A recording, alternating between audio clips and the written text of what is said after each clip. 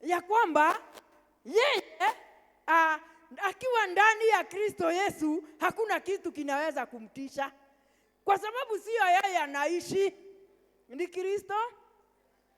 Jina la Bwana litukuzwe. Daudi alipokula mkate, Daudi akakosekana, Yesu akachukua ushukani. Jina la Bwana lisifiwe. Akawa na ujasiri, aliingia akasema, nipewe panga na ama mkuki, one of them, kwa sababu mfalme aliniambia nitoke kwa haraka, hakuna kitu nilijebebea, lakini kwa sababu nimekula mkate nimesikia nguvu, sasa ninasikia nanuka vita. Jina la Bwana litukuzwe. Aliponuka ile vita, wale walipata moto, kwa sababu hata wakati walikaribia walisema si huyu ni Daudi ambaye aliua Goliathi na huo upanga, na wakatangaza ya kwamba wanawake ati ameua wengi, Sauli ameua wadogo. Kwa hivyo hiyo ilikuwa ni ishara ya kusema kuisha sisi. Jina la Bwana litukuzwe. Na hivyo kitu ya maana ningependa tuwekewe 1 Samuel 30 kuanzia verse 1 as a continuity ya hilo neno. 1 Samuel 30.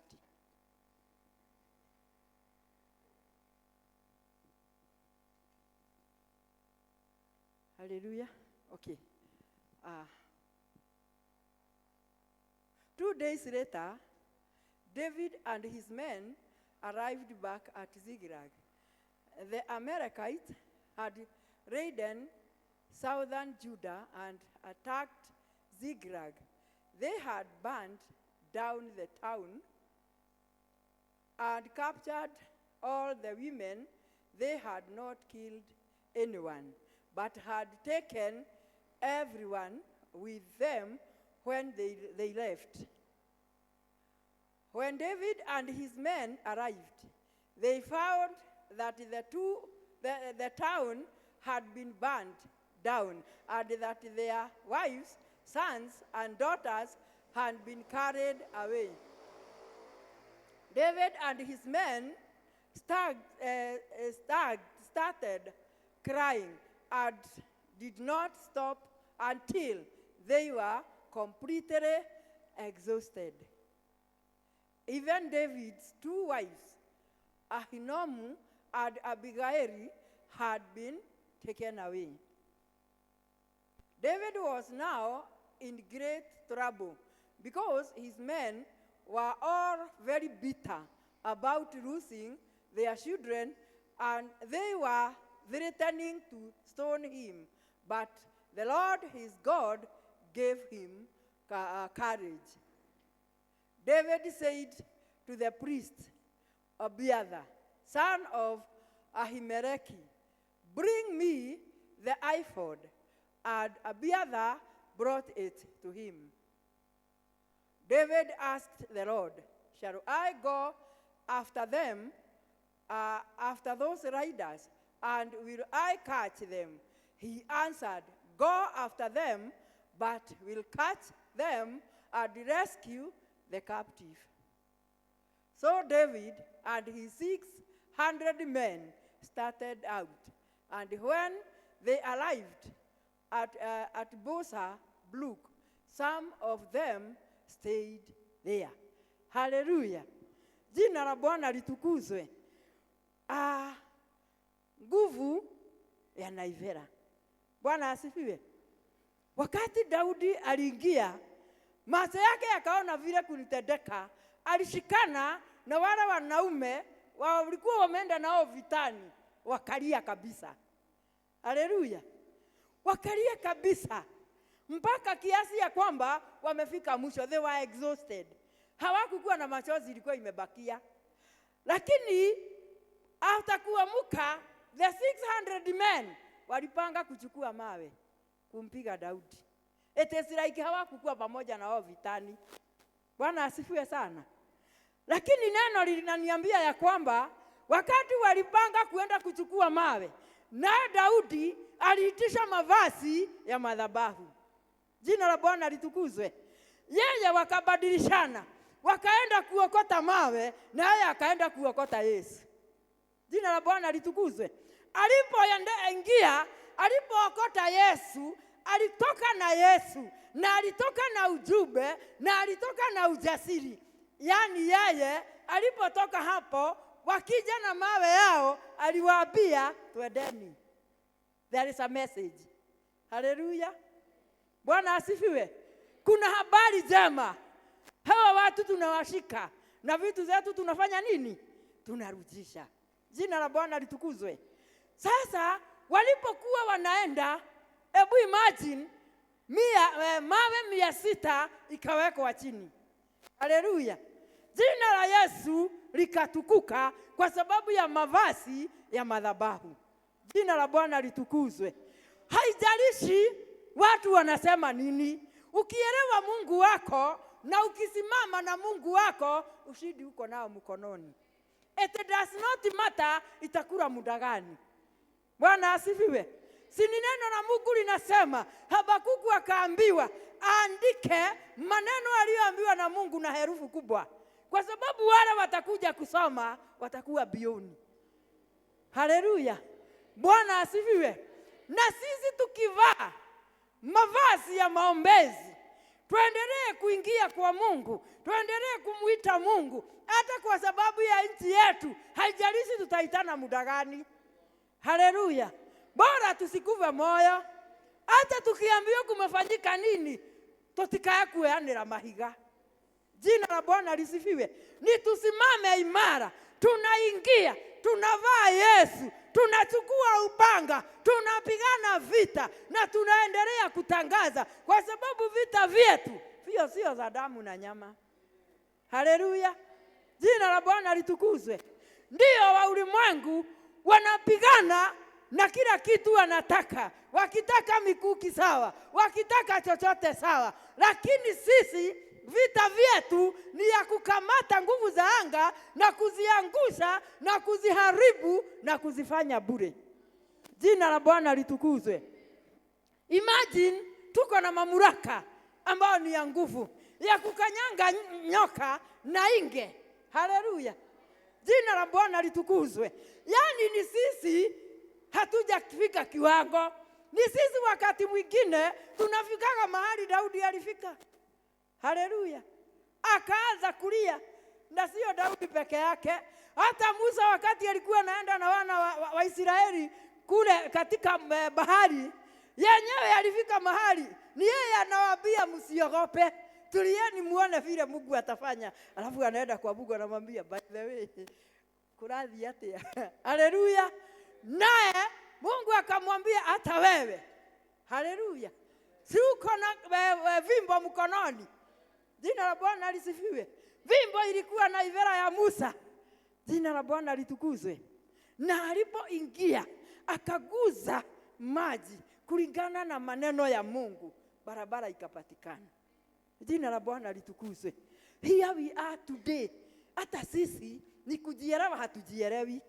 Bwana asifiwe. But when we study firm, na tusikubali shetani atutetemeshe. Bwana asifiwe. Study with your God. Mwibaji akasema, ateririkana kiugo kiria waheirwo wetikia, Mwathani arogocwo. Hilo neno ulishike na utembee nalo, na ushindi wako utapatikana. Makristo watakuja wengi, watafundishana injili potofu, lakini wewe shikilia ulicho nacho. Jina la Bwana litukuzwe. Wewe jua tu kitu moja, mambo yakiharibika, nikiingia nikichukua naivera, vita yangu imefika mwisho. Jina la Bwana litukuzwe. Kwa sababu Daudi alipochukua naivera, akaingia, alitoka na nguvu mpya. Haleluya. Alitoka na upanga ambaye ni neno. Akawaambia ya kwamba nataka tuende, na sio kuenda tu, we are redeeming everything. Jina la Bwana litukuzwe. Hebu imagine, ni nini hicho kimetusukuma? Ni nini hicho kimekuweka kando? Ni nini hicho kimefanya yani sasa you are dying heart? Bwana asifiwe. Daudi akasema kusikawe hata mmoja atakufa roho. Jina la Bwana litukuzwe. let me fight with this Philistine, na ushindi utapatikana. Jina la Bwana litukuzwe. Ushindi ukapatikana. Haleluya. Na ule upanga, tumesikia ule upanga haukutupwa. Haleluya. Ulihifadhiwa kwa sababu ya wakati mwingine. Na wakati huu Daudi alipokuwa anakimbia kwa madhabahu, hakujua atakuta ule upanga. Haleluya. Jina la Bwana litukuzwe. Hakujua atakuta ule upanga. Alikuwa naenda akiwa na njaa sana. Alikuwa amekimbishwa. Alikuwa hali mbaya. Lakini alipofika mahali pale, akapewa mkate, ushindi ukapatikana. Kile kitu ambacho kilitokea ni moja tu. Ile nguvu ikamhuisha. Akasikia amenuka vita. Sasa vile alitoka, alikuwa anataka apewe chochote. Haleluya. Apewe chochote. Akauliza mkuki, kaambiwa utile kiruta kiu huko. Isipokuwa upanga wa Goliath. Imagine, haambiwi upanga ule ulipiga Goliath naye. Aliambiwa ni upanga wa nani? Wa Goliath. Naye akasema haya, that is the nice one. Haleluya. Hiyo ndio ile mzuri sana. Kwa sababu hiyo upanga nikiishika na lile neno na mkate yenye nimekula, hata sitasubuka. Haleluya. Vile nilimkata Goliath, na alikuwa mtu alikuwa naogopwa, hawa si kitu. Haleluya.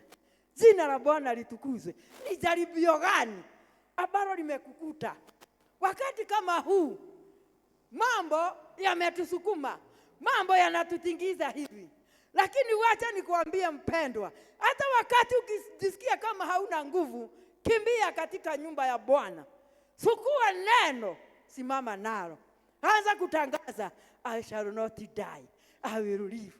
I shall not die, I will live. Watoto wangu hawatakufa, kazi yangu ya mikono haitakufa. Bwana asifiwe. By the way, hakuna kitu inakuwaga kizuri kama confessing. Jina la Bwana lisifiwe. Let the weak say, I am strong. Haleluya. Hata wakati unaniona nimeinama hivi, mimi nazidi kukutangazia, ona wanyo na. Unaona vile ninakaa? Haleluya. Si nimeinama. Inasema ona wanyo na mimi nimefanya nini? Haleluya. Na huyu Mungu anakuja anakusimamisha, anakutia nguvu because of your confession. Bwana asifiwe. Daudi akashika njia. Na walipokuwa wanaenda, walikuwa 600. Watu 400, watu 200 wakachoka safarini. Daudi hakushindanilia na wao. Wakashika njia wakaendelea na 400.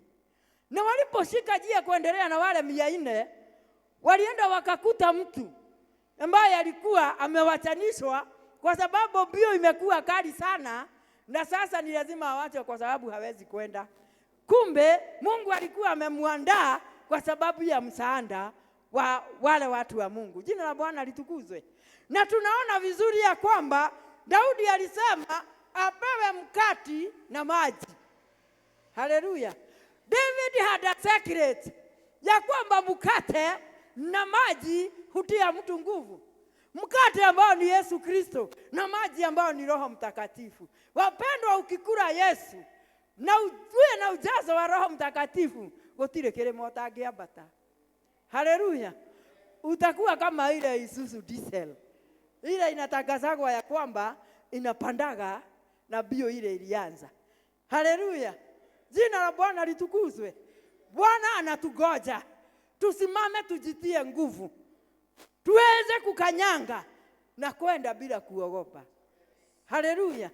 Ukikuta shetani kwa mlango, weka gia number 5, pita na yeye kama amesimama.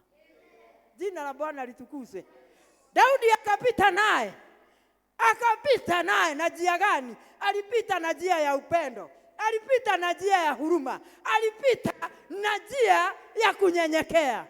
Akanyenyekea kwa yule ambaye alikuwa ameanguka. Akamuuliza shinda ni gani? Ni ilio. Haleluya. Akasema leta mkate. Akapewa mkate. Baada ya kupewa mkate, Akamuuliza sasa, haleluya. Baada ya kushiba akamwambia nipe habari. Akamwambia ninakuomba tu na Mungu wako usinisembe kwa wale. Haleluya. Lakini siri nitafanya nini? Nitatoboa. Jina la Bwana lisifiwe. Tunapokula mkate, tukipata nguvu, maadui wetu watatoa siri zao. Jina la Bwana lisifiwe. Si tunasikia vizuri. Daudi alipoingia pale akakula mkate, wakati alivaa na ivera akaingia, akakula mkate, ni nini kilifuata? Alifuata Filisti. Haleluya. Na alipokuwa anaenda akiga gai ni Yehudi. Yule tu. Haleluya. Ule upanga tu ulimmaliza Goliath. Sasa sisi hatuwezi maliza. Bakia sisi kuisha. Jina la Bwana litukuzwe. Haleluya. Sisi tujitie nguvu katika Bwana. Sisi tuchukue upanga ambao ni neno la Mungu. Siwacha mkate ambao ni Yesu Kristo akalie ndani yetu. Siwacha Roho Mtakatifu ambaye ni maji ya uzima. Tunyweshwe hiyo maji. Yaani tupate nguvu ingine. Haleluya. Bwana asifiwe. Unajua ukikula Yesu mkate, alafu uteremshe na Roho Mtakatifu maji, you are good to go. Haleluya. Hakuna mlima yenye hauwezi panda. Jina la Bwana litukuzwe. Hakuna mapepo yatakuzuilia. Ni hata ukipita hivi zinapiga duru zikiondoka. Jina la Bwana litukuzwe.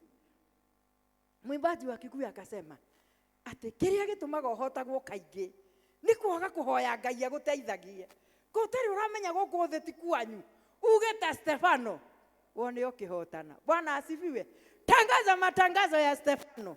Imagine wakati Stefano mtu wa Mungu alienda akahubiri injili, watu wakakombolewa, watu wakaokoka, mpaka kina Simon. Haleluya. Walikuwa na maandiko mengi, vitabu mingi ambazo walikuwa naandika, wameganga nani na wamegangua nani. It was a huge mlima wa vitabu. Jina la Bwana litukuzwe. Kupitia injili ambayo ilihubiriwa mtu wa Mungu Stefano, watu wote wakahama kwake. Akakosa hata mmoja wa kuganga. Wakikutana naye wanamwambia haya, turathamire. Jina la Bwana litukuzwe. Tulikula mkate. Na ile mkate tumekula hakuna reverse. Mpaka yeye akatamani nini? Kukula ule mkate. Jina la Bwana litukuzwe.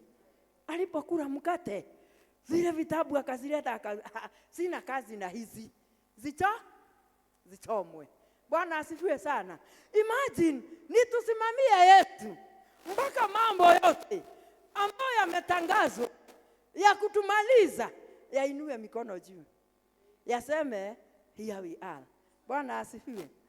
Na hata kama maadui waliendelea kufuata Stefano na kumwekelea mambo ili aweze kumalizwa, neno linanisaidia ya kwamba yeye aliwaambia ya kwamba unajua waliendea mawe kama ile ya Daudi. Haleluya. Lakini yeye akasema nini? Niliona Yesu ageka atia akija tukutane. Jina la Bwana litukuzwe. Ninaona Yesu akija tukutane. Hata kama waliweka vidole kwa masikio wasisikie kitu, ukweli ni ya kwamba Stefano aliona Yesu. Jina la Bwana lisifiwe. Jalishi utawaambia nini wapinge. Jina la Bwana lisifiwe. Kitu ambacho ni cha maana, si ni tukule mkate tufunguke macho. Haleluya. Tunapofunguka macho, haya. Bwana asifiwe. Haijalishi. Sisi tutapasua. Stefano alipasua. Mamuiroreire. Haleluya. And he was counted one of the faithful people ambao walipigana vita na akaandikwa kwa neno. Bwana asifiwe. Wakati ni wetu. Haleluya. Unaweza kosa kuandikwa kwa vitabu kama hizi. Haleluya. Lakini utaandikwa kwa vitabu ya mioyo ya watu. Ya kwamba tulikuwa tunafikiri ameisha.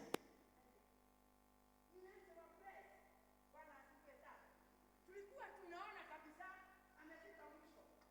Lakini kumbe badala yake ndio huyo anaendelea. Haleluya.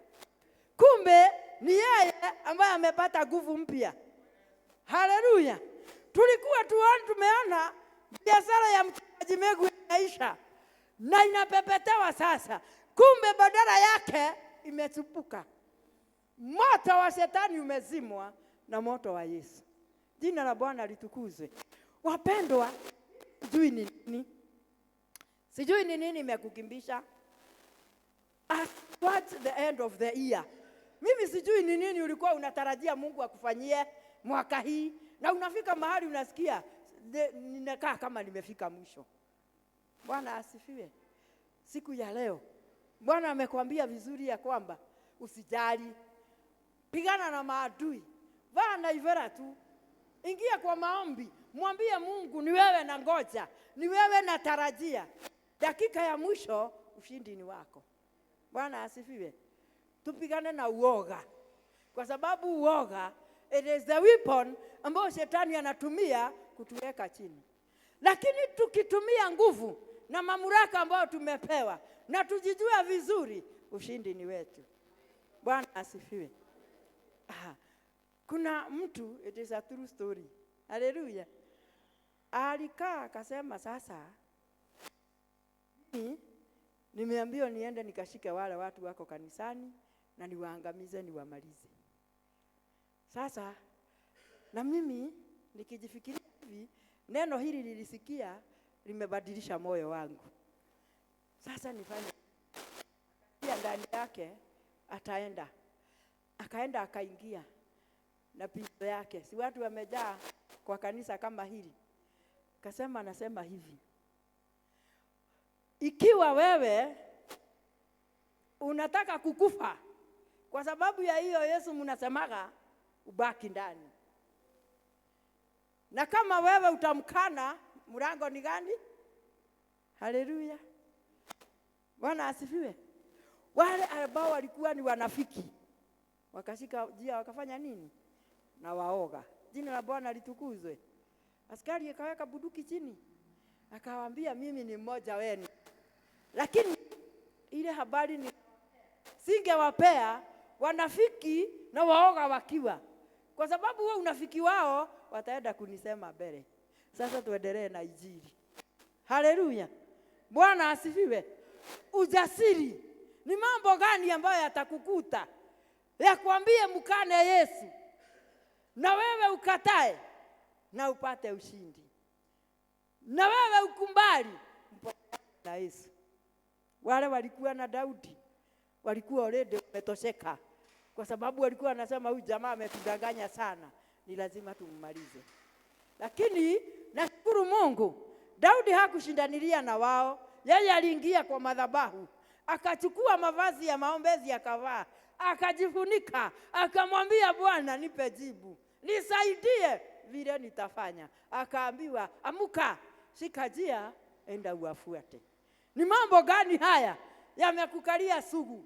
Piga magoti kwa Bwana, lilia Mungu wetu, mwambie Mungu, nifanye nini? Watoto wamekuwa watukutu, Mungu nifanye nini? Dunia imegeuka, Mungu nifanye nini? Nchi yetu imeharibika, uchumi wetu umeharibika, niko hapa mbele zako, nifanye nini? Bwana asifiwe. Haleluya. Unamkumbusha Mungu, si wewe ulisema kanisa la mwisho litakuwa na nguvu kuliko la kwanza? Kwani iko aje? Tunashinda aje? Tunakulilia Mungu, ingilia kati, jionyeshe, jidhihirishe. Haleluya. I'm telling you, utaamuka na utasonga na ushindi utakuwa wako. Jina la Bwana litukuzwe. Kuna mama mmoja ananifurahisha sana katika 1 Samuel, 2 Samuel 21. Nikimalizia 2 Samuel 21, mama ambaye alikuwa during David reign there was a several famine which lasted for 3.5 years. So David consulted the Lord about it. And the Lord said, Saul and his family are guilty of murder. He put the people of Gibeonites to death.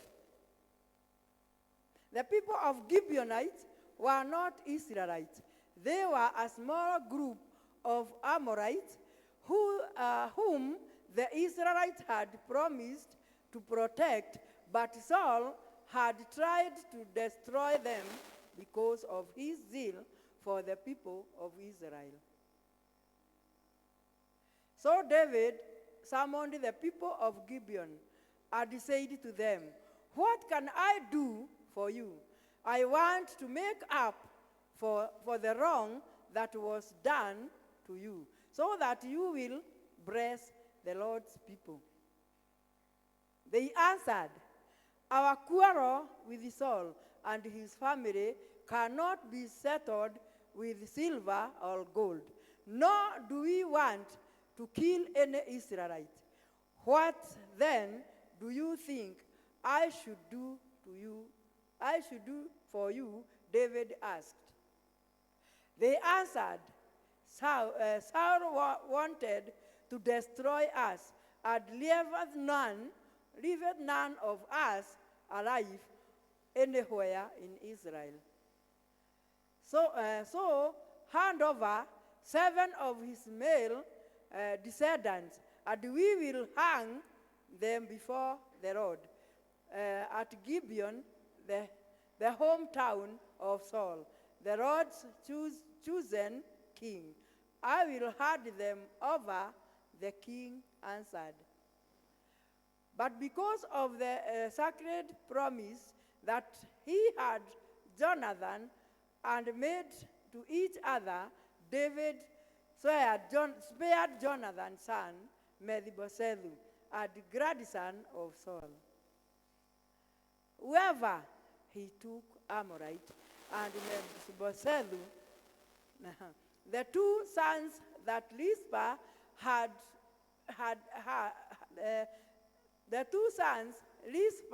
the daughter of Ai, had born to Saul. He also took the 5 sons of Saul's daughter, Merab, whom she had born to a son of Bazirai, who was from Mehoran. David handed them over to the people of Gibeonite, who hanged them on the mountain before the Lord, and all 7 of them died together. It was late in the spring at the beginning of the very when they were put to death. Then Saul's concubine Rizpah, the daughter of Ai, used sackcloth to make a shelter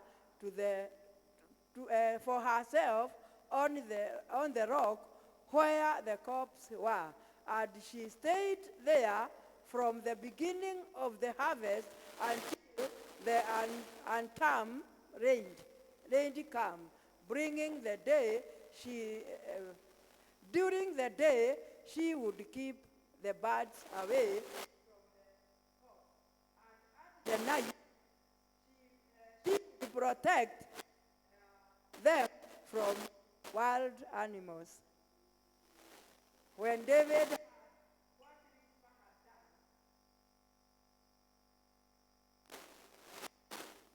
he went and got the bones of Saul and of his sons Jonathan from the people of Jabez in Gilead. They had stoned them from the public square in Bethshan, where the Philippians had hanged the bodies of the bodies on the day they killed Saul and on Mount Gilead. David took the bones of Saul and Jonathan and also gathered up the bones of the 7 men who had been hanged. Then they buried the bones of Saul and Jonathan in the grave of Saul's father Kish in Zerah, in the territory of Benjamin, doing all that the king had commanded, and after that God answered their prayer for the country. Jina la Bwana litukuzwe. It is a long test. Hallelujah. Lakini ina mambo ambayo yamebeba. Kwa sababu ni sisi ambao Bwana anatazamia tusimamie nchi. Jina la Bwana litukuzwe. Neno limetuambia vizuri ya kwamba unaona Daudi, he was a faithful man. Na Mungu alijua yeye tu ndiye anaweza okoa haya mambo yafike mwisho. Alingoja Saul akufe na yeye ndiye alikuwa amefanya hiyo kazi. Lakini wakati wa Daudi miaka 3.5 kukawa na njaa. Akajua ya kwamba hapa si bure. Akaenda tu akavaa naivera. Akaenda kumuuliza Mungu, ni nini hiki ambacho kimefanya kuwe hivi? Haleluya. Na alipoelewa, walipojua ya kwamba ni Wagibeoni waliuliwa, akawaambia, mnataka niwasaidie nini? Wakasema wanataka vijana 7 wa hiyo familia. Lakini kile kinanishangaza, vijana 2 walikuwa wa concubine ambaye alikuwa anaitwa Rispa. Na hao 5 walikuwa wa kijana wa msichana wa Sauli. Imagine huyu concubine alijua vizuri ya kwamba sitaachilia hawa watoto vijana 7 wakuliwe na ndege ama wakuliwe na wanyama. So akaweka kampu pale. Na alipokaa pale day and night, kukapandwa na kukavunwa mpaka Daudi akasikia. Na aliposikia akachukua hatua. He raised an alarm. Na alipo raise an alarm, what happened? Alisema vizuri ya kwamba wazikwe. Jina la Bwana litukuzwe. Haya, hebu imagine Saul na wale waliuliwa, kijana yake hawakuwa. Daudi akajua ni wakati mzuri wa kwenda kuchukua yale mifupa yao. Akachukua akachanganya na hii ikazikwa. Mungu akajibu maombi, mvua ikanyesha. Jina la Bwana litukuzwe. Bwana anatafuta mtu kama Rispa. Haleluya. Wamama, na ndiposa ndugu yangu alisema tiwa wamama ambao wanajua kulia na wale wanafundisha watoto wao kulia. Jina la Bwana litukuzwe. Ili vita kama hivyo vipiganwe. Haleluya. Ushindi ukapatikana. Rispa akajua, huenda akawa alikuwa na wajukuu kama wale wangu.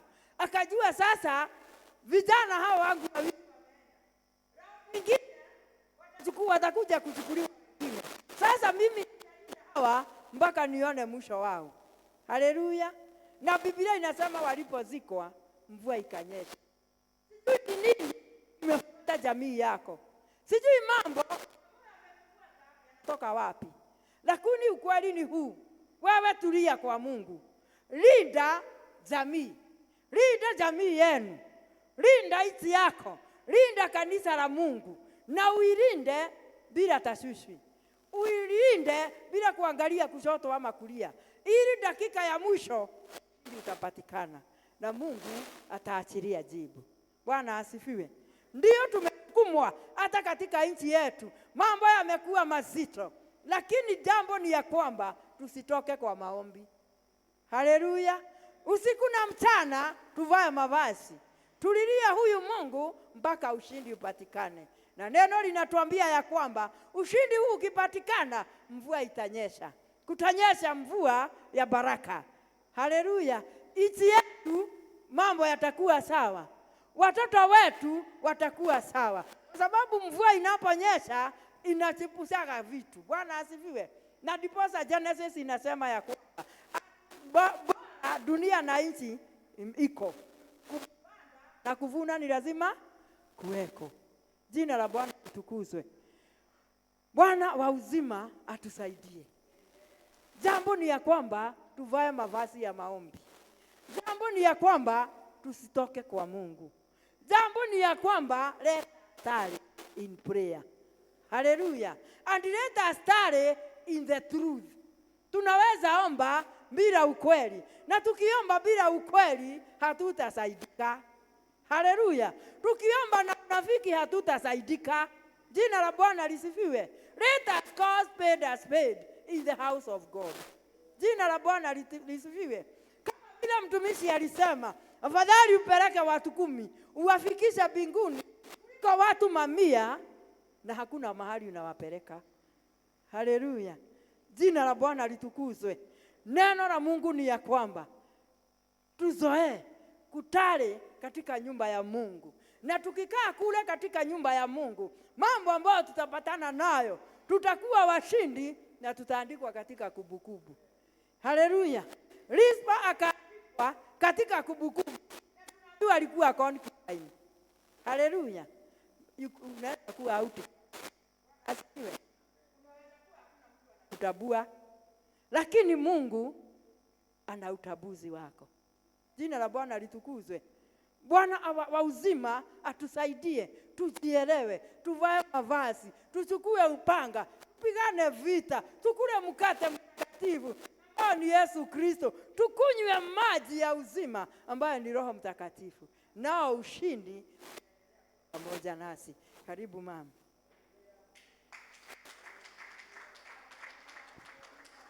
Situpigie dada wetu Elizabeth makofi mazuri katika jina la Yesu, ya kwamba tuendelee kufanya naivela. Ninaona dhimu yetu ya kwamba nitukae kwenye maombi katika jina